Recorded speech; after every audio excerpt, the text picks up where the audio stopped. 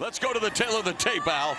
Well, for Dennis Hogan, one of the big issues is going to be trying to deal with the height and reach advantage of Jermall Charlo. Now, this is nothing new for Dennis Hogan, but it's going to be an issue for him, and he's going to have to try and do it using the darting style that Paulie talked about earlier in the show, breaking the rhythm of Charlo.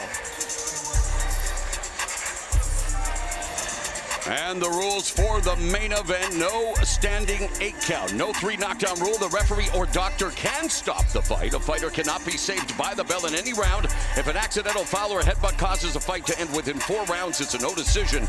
After 4 rounds, they go to the scorecards for a technical decision. All right, for the main event, ring introductions. Here once again, the inimitable Jimmy Lennon Jr.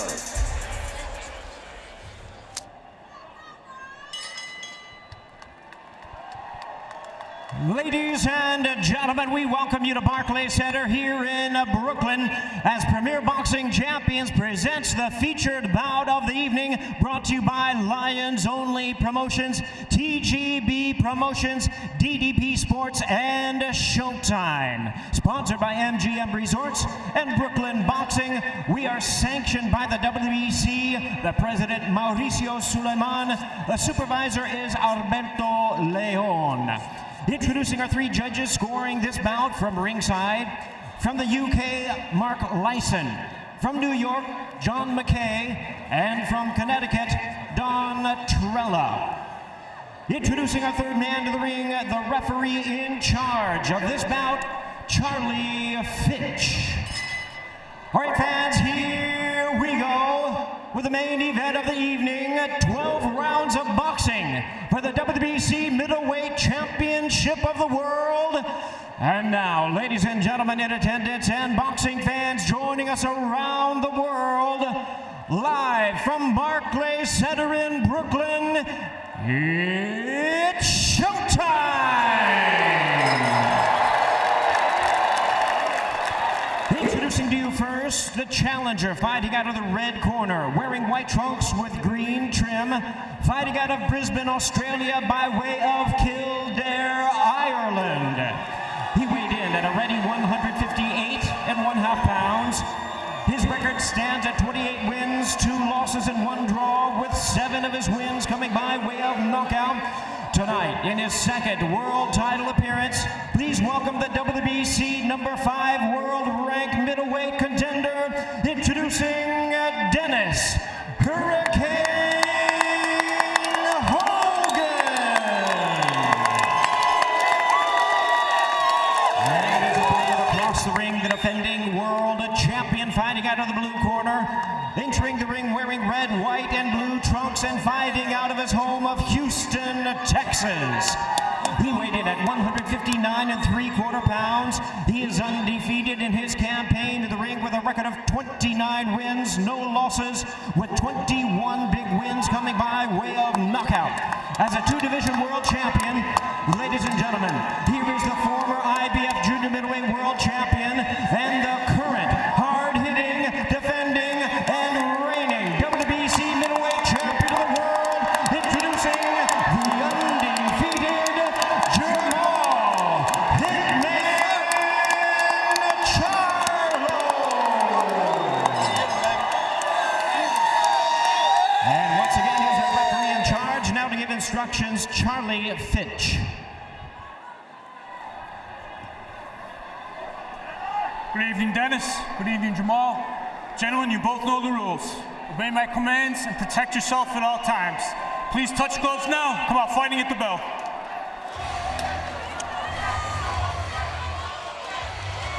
$12 rounds or less for Jermall Charlo's 160-pound title. Charlo undefeated at 29-0 with 21 knockouts. Dennis Hogan 28-2-1 with just 7 KOs.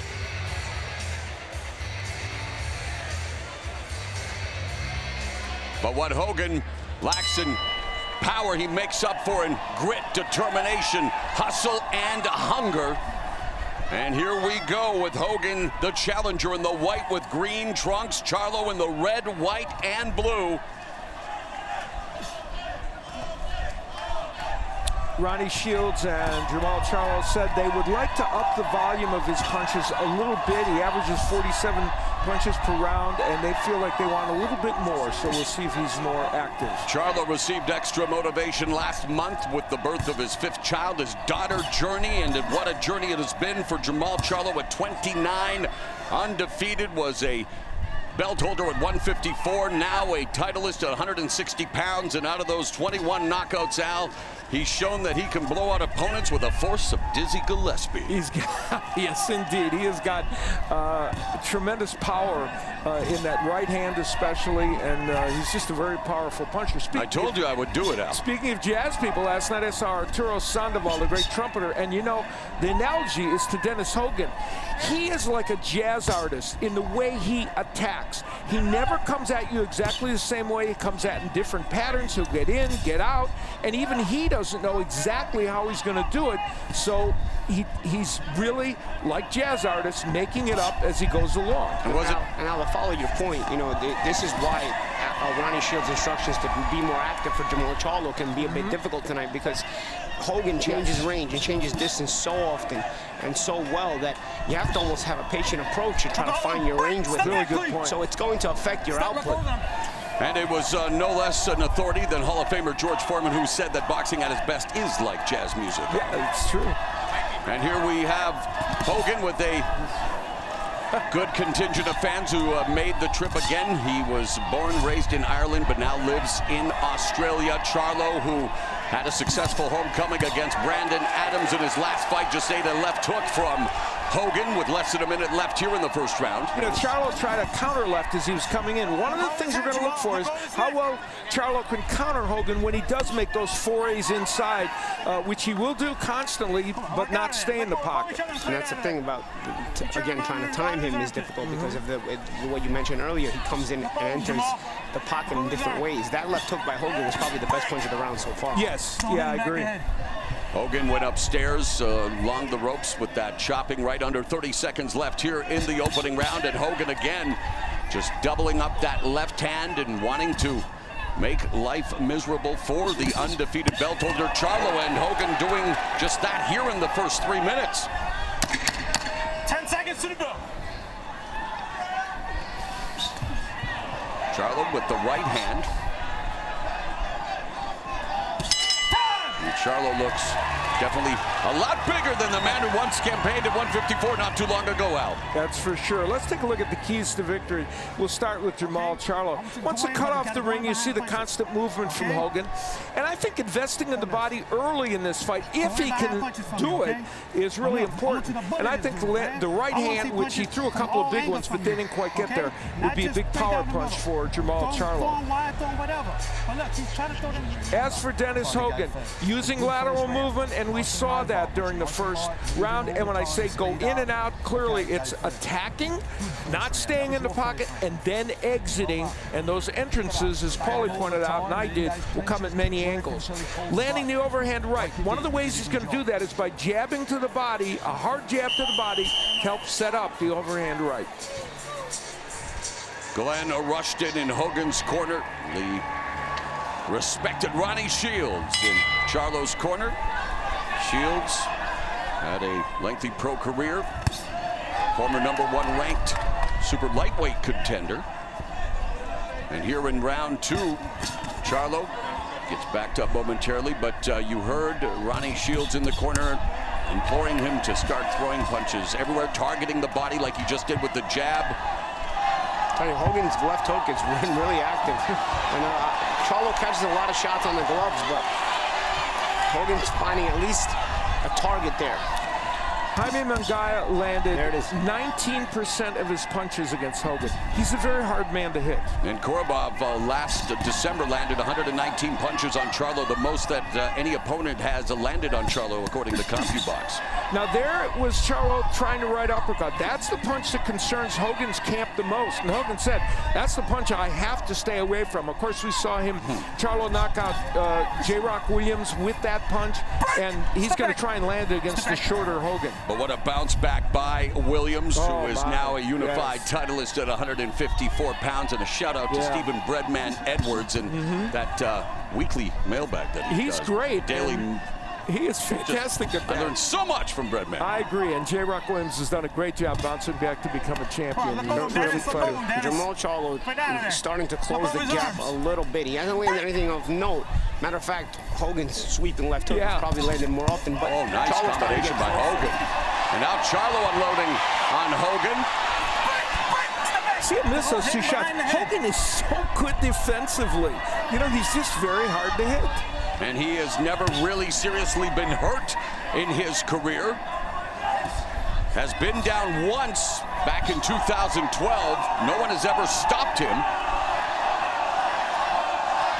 A minute left in the second, and the atmosphere here now, a big cheer for Hogan. Charlo, of course, has his fans, so it's making for an electrifying atmosphere here as this main event heats up.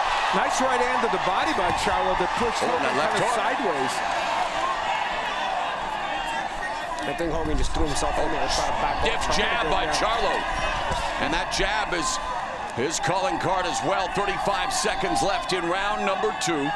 You see Charlo starting to close the gap just a little bit. Hogan's done well so far, but you can see Charlo slowly inching his way closer. In this round, he's been consistently a little closer, which means he may be able to land some of the shots he's looking for.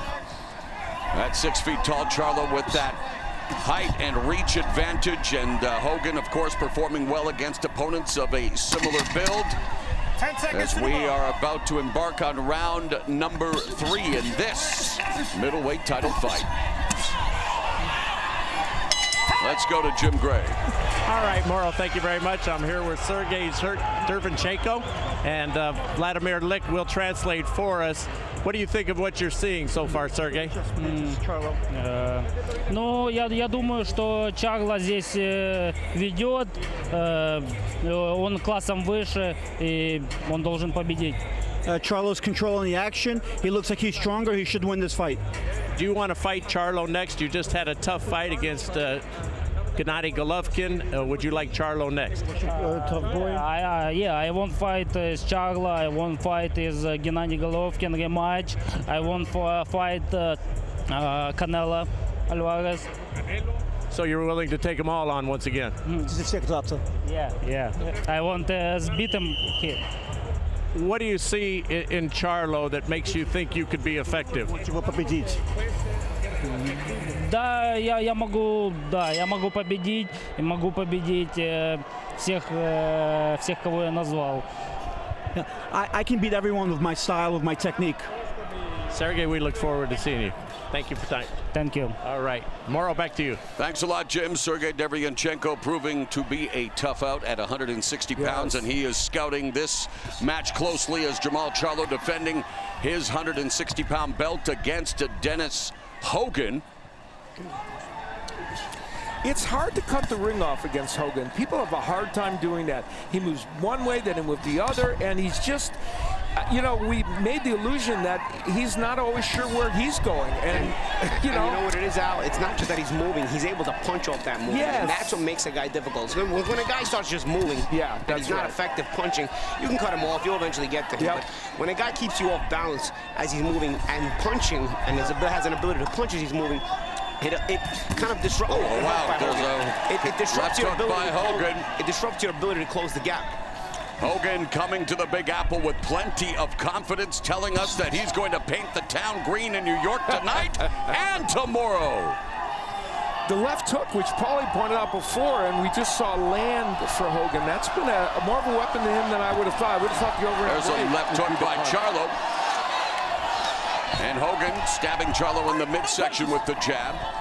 Minute and a half remaining in the third, and Hogan continues to bring the fight to Charlo. Charlo very methodical, systematic, collecting that data, just misses with a sweeping left hook, moves to the side, and there's a right uppercut by the champ. You know, Charlo told us that the jab was going to be the most important weapon in this fight for him. So far, he has not been able to really be as effective, I think, with that punch as he would like. There's a right hand to the body by Charlo. Yeah, that's some of that investment to the body that we talked about that would be important early. And there's the jab from Charlo. So two elements that are important. Under a minute remaining here in the third round, Charlo and his twin brother Jermall were introduced to the sport of boxing when both were 8. Both have been very successful. Of course, course, Jermall looking to avenge his loss to Tony Harrison later this month.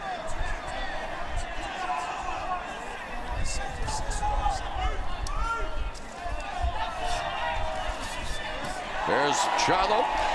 Series of punches landing upstairs on Hogan. Under 30 seconds left in the third. And one of the things Charlo can do in this fight to be effective is throw combinations. Those are dangerous uppercuts Charlo gets. Yep. Yeah.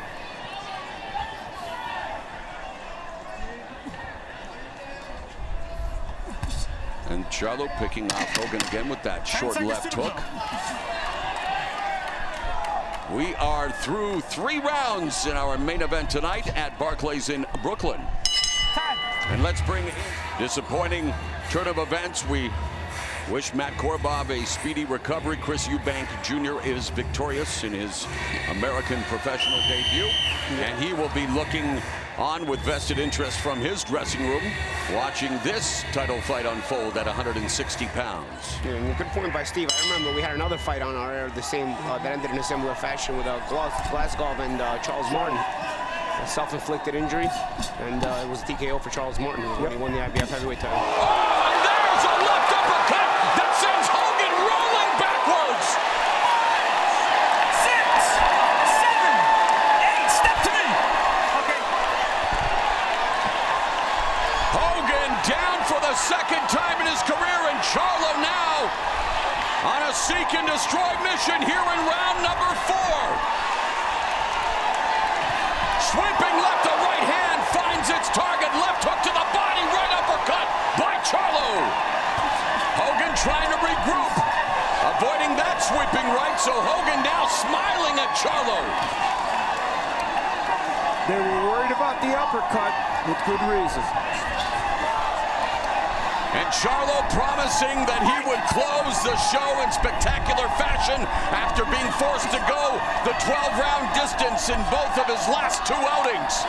And of course, that knockdown came early in this round, so a lot of time for Dennis Hogan. Oh, right cross, clips the jaw of Hogan.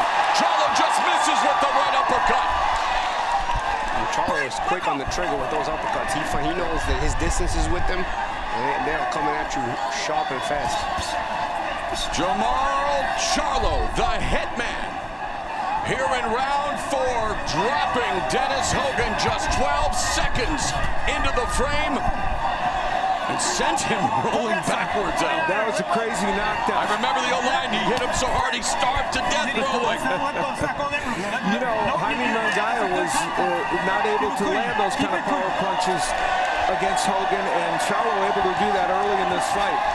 Hogan coming forward, Charlo stepping back, leading with the right hand. Final minute of the 4th. The best round of the fight for Jermall Charlo. And Hogan now trying to find a way to just settle things down. Using lateral movement like you allude to, Al, but it's Charlo picking him off.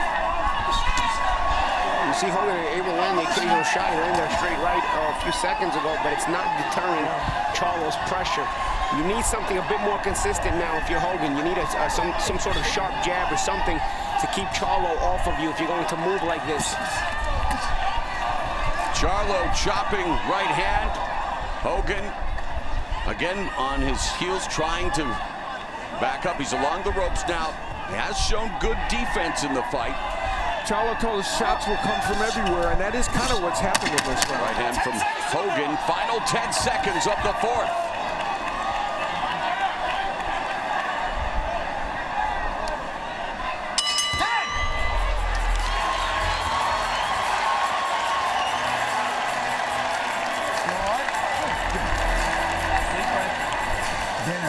He's looking tired. He spent a lot of pressure. Well, for the second time in his career, Dennis Hogan sent to the canvas. They said the uppercut was what they were worried about. That's kind of a half hook, half uppercut, but a little more uppercut. And Dennis Hogan shows his gymnastic abilities with that roll. Watch the timing on this. Yeah, great timing. And normally Hogan doesn't stay in the pocket very long. He didn't have to stay very long for that one. It was a great counter punch. Charlo got him coming, and also watch the right hand positioning of Charlo to ready for the block, the hook, and which was what Hogan was looking for anyway. So great position. Watch Charlo here. Watch Charlo's right hand. Watch where it's going. You see that? So he's able to block the hook of Hogan while also throwing his uppercut. Great fundamentals, great form from Charlo. And great timing. Round number 5, Jermall Charlo, 56-8 amateur record, won bronze at the 2005 Junior Olympics at age 15 under the learning tree of Ronnie Shields. And as we illustrated in that highlight, as Paulie Malignaggi so astutely put it, showing off all of the fundamentals and showing why he is a 160-pound title holder. And again, pushes Hogan back with the left. And another left uppercut. I'm sorry, Mauro. In addition to that knockdown, Charlo landed a fight-high 22 punches according to Showstat in round 4. So he had an overall very good round in addition to the knockdown. Charlo, an illustrious company when it comes to notable 154-pound titleists who also won titles at 160.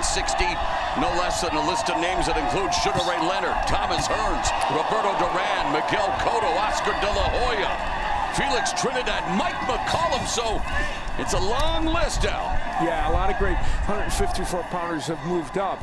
A good left hook a moment ago by Charlo. There's Hogan landing the right, but again, he's not pushing Charlo back with that punch. But Charlo's shown us a good variety of punches. You know, the uppercut, the left hook. The right hand hasn't gotten there as well as he'd like straight right yet, but he'll keep trying it.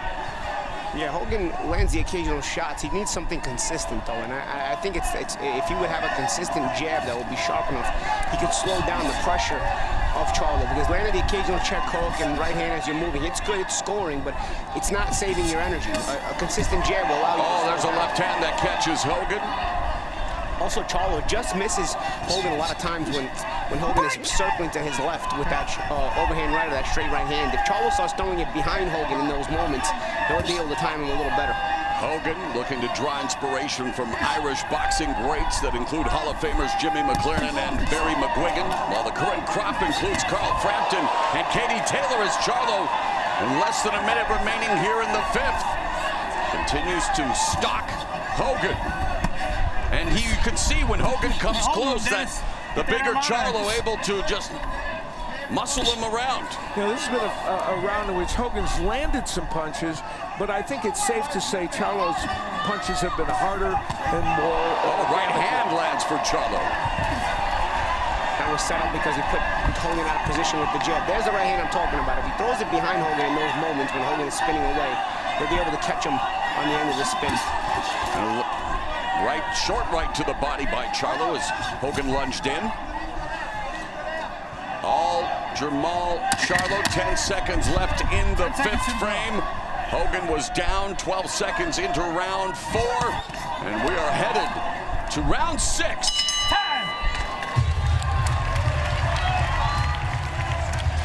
All right. Okay, now, listen. You got him on the run, okay? So now, what we gotta start doing is going to the body on him now. All right, look, I want you to jab sometimes, jab the body, okay?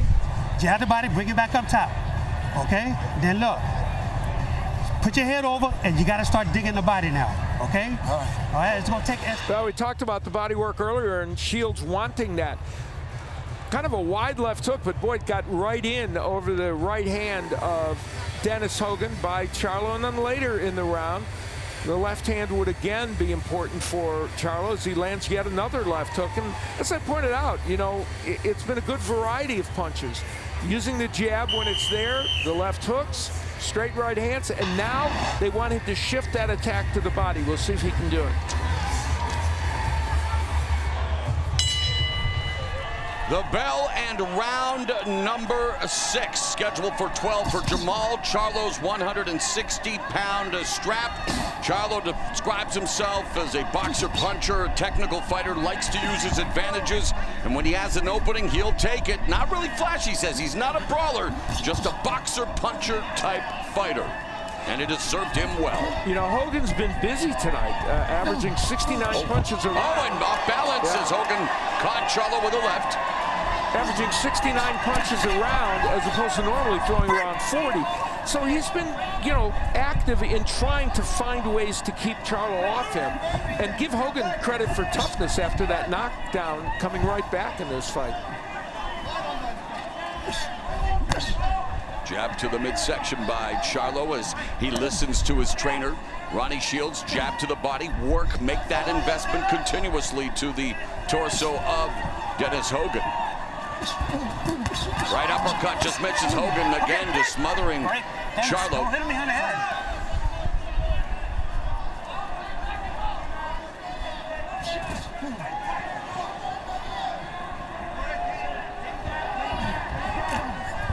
And now Hogan leading with his head, just wanting to hold on to Charlo.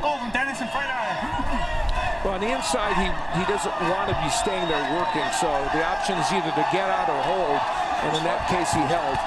Nice right hand lands for Charlo, flipping Hogan. You know, when Hogan runs out of room, when he's against the ropes and runs out of room, it's typical.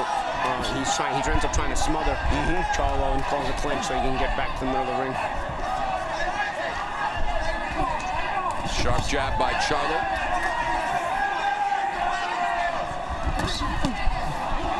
Minute left in the 6th. And Charlo's starting to hold his ground for the counters now, you know, instead of giving up more ground. He does at times, but you see him here and there. He's starting to pick his spots to hold his ground so he can catch Hogan coming. And that you saw that resulted in a knockdown already in this fight. Yeah, Charlo won a 154-pound title with a stoppage win of Cornelius Bundridge in 2015, made 3 successful defenses, including that brutal knockout of the previously unbeaten Julian Williams, and then moved up to 160.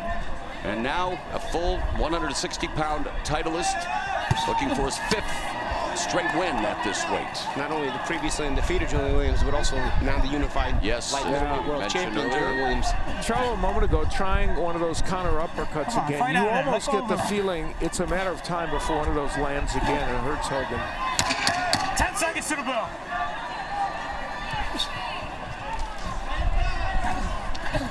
Charlo doing a good job of corralling Hogan.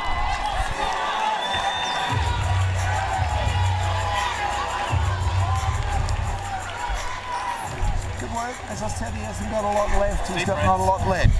But we got to keep winning these battles. We got to keep stealing these rounds. We got to keep getting ahead, stealing, don't bleed, steal, don't bleed. Don't give any points back and keep stealing it. Wherever you can, you got to keep that work rate going. Feint, move, tag, in fast. Here's Dennis Hogan kind of making Charlo miss there. He wanted to attack, but didn't quite get there, and instead lands his counter left hand. That was just Charlo being off balance, so it wasn't that the punch did a lot of damage. But that's an interesting sequence because it showed Hogan trying to attack and then not completing the attack. So it was clever by him. Some psychology maybe being performed by Glenn Rushton in Hogan's camp, where he's telling Hogan that Charlo has barely anything left. Round 7. There's no law that says you have to tell the exact truth in this one. This is the ring of truth. This is where you find out the truth about who you are and who Hogan is down for the 3rd time in his career. 6, 7, 8. Walk to me. Step to me. No. And for the first time in his career, Dennis Hogan has been stopped. Jermall Charlo is 30-0 with 22 KOs. And that's the statement we're talking about. He wants to make not just victories, he wants to make statement victories. 1-punch knockout. Jermall Charlo hit Dennis Hogan so hard he was moving like a shopping cart, Al, and the statement was indeed made. And now Jermall Charlo will enjoy Christmas with his newborn daughter, Journey, as his journey remains a successful one. You know, it was a very good performance as he basks in the adoration of this crowd who enjoyed what he did. Barclays Center has been a very good place for him in terms of wins, obviously. And, you know, what I thought was impressive about the performance was the variety of punches and the fact that Charlo was able to get it done in a number of different ways against a very clever fighter who to this point had never been knocked out. Granted, he fought at 154 a lot, but just came away from a fight with a champion at 154 in which he performed very well. So I think the variety of punching and the way Charlo got this victory was impressive. On a week where One of the greatest middleweights of all time, Bernard Hopkins, was elected to the International Boxing Hall of Fame. Here tonight, a middleweight belt holder, Jermall Charlo, continues to add to his legacy. And by the way, hats off to all the inductees, the electees to the International Boxing Hall of Fame. Al? Let's go, baby.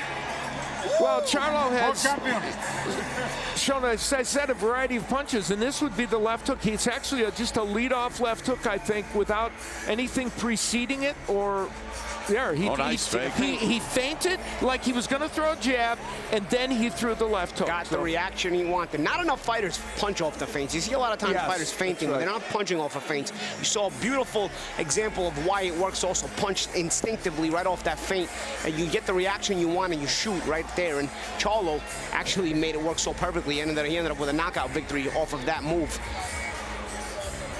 That's one of the little nuances in boxing that can easily be overlooked. But look, that move created a knockout for Jermall Charlo. Yeah, and we'll get another good look at this knockout.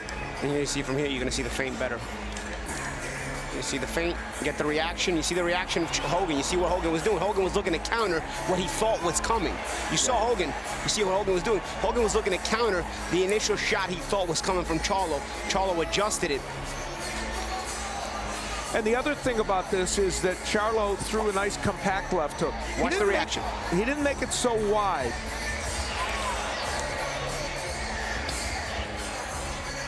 So very impressive by Jermall Charlo. And another important point you made, they had to be short because Hogan's hook was on the way as well. The fruits of his labor, Jermall Charlo enjoys them while they still ripe as he remains 160-pound champion, winding things up for the year in impressive fashion. Literally. And you know, we talk about bad stoppages sometimes by referees, but that's actually got to be given credit as a good stoppage there. Gave Hogan all this time to try to convince him that he was okay, stumbled a little bit, and then he finally stopped it correctly. Let's make it official with Jimmy Lennon Jr. Here we go. Ladies and gentlemen, we have the time of 28 seconds of round number 7. Our referee in charge, Charlie Fitch, stops the contest. He is the winner by way of technical knockout, and still the undefeated WBC middleweight champion of the world, Jermall Hitman Charlo.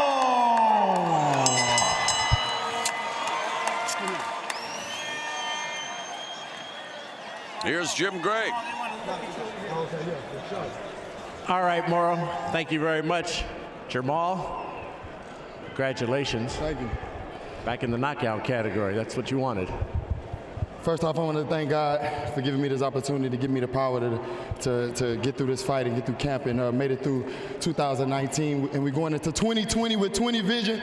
Brooklyn, yes sir, I love Brooklyn. Yeah, we just turned this into Brooklyn, Texas. Shout out to Dennis Hogan, you know, for giving me the, you know, real competition coming up to 160 to fight me.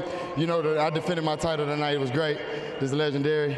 I want to thank my manager. I want to thank Al Heyman. I want to thank Showtime. I want to thank everybody that supported Lions Only. Did a great job here. Tell us about the 4th round when you hit him with that uppercut and you actually rolled him. You rolled a man here in the ring. I mean, you know, that's what we do, you know. We've been working on it.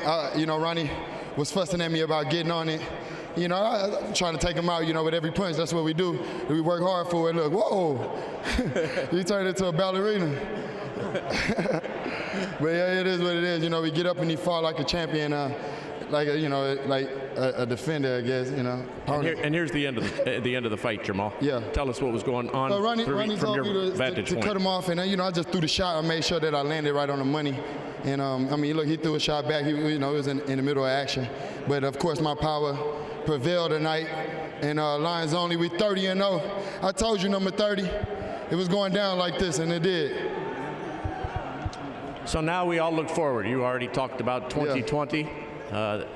Sergey sitting out there. Yeah. You got Mr. Chris Eubanks who fought before. What would you like to do, and what's in your thought process? Man, the middleweight division is wide open. I'm the WBC middleweight champion. I'm gonna go enjoy this, and I'm gonna spend time with my team. You know, we'll get back to the drawing board, and like I said, it come with it. You know, I'm here to fight whoever. You know, but you know, you have to make the right decisions and do it at the right time, and so that's what it's all about.